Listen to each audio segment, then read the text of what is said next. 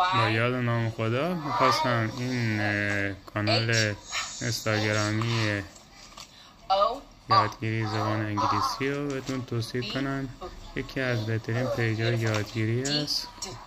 لرنینگ انگلیش با لیزا، خانم لیزا هستن و آدرس پیجشون این است.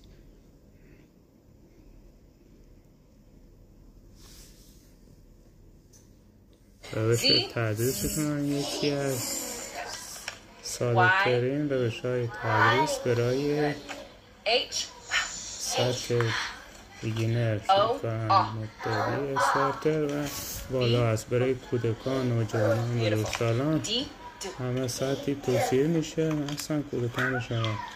یکی از ساده ترین و در این حال پیشرفت ترین متد یادگیری زبان انگلیسی است.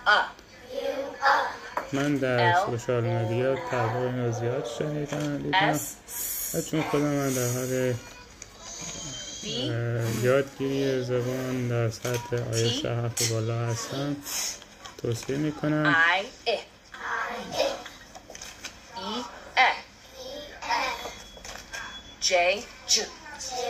این هم روش تدریسشون هست.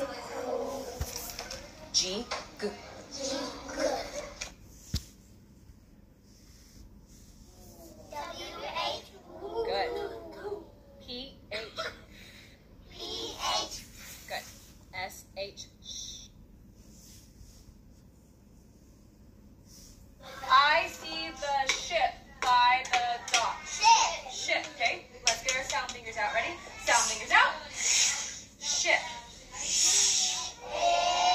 Great job. یکی از بهترین متدهای تدریس زبان انگلیسی. What is that? Sheep, and what is he doing? Okay, just like our girl over there going, when we hear that تو sound, سایتشون کلاس‌های that comes together آنلاین to هم make برگزار that sound. میکنه. تو I پیج see the اینستاگرامشون ship by the dock. Ship, okay? Let's get our sound fingers out. Ready? Sound fingers out. Ship. خیلی توصیه میکنم Great این job. پیج I love how y'all برای all یادگیری pointed over there. زبان Yes, انگلیسی look what we و have right روش here now. خیلی ساده و علمی. What is that? Sheep, and what is he برای doing? فرزندان دلبند شما Just like our girl لطفاً over کانال there ما going, را سابسکرایب کنید تا مطالب جدید و S-A کلی براتون بذارن. لایک و سابسکرایب یادتون نره حتما.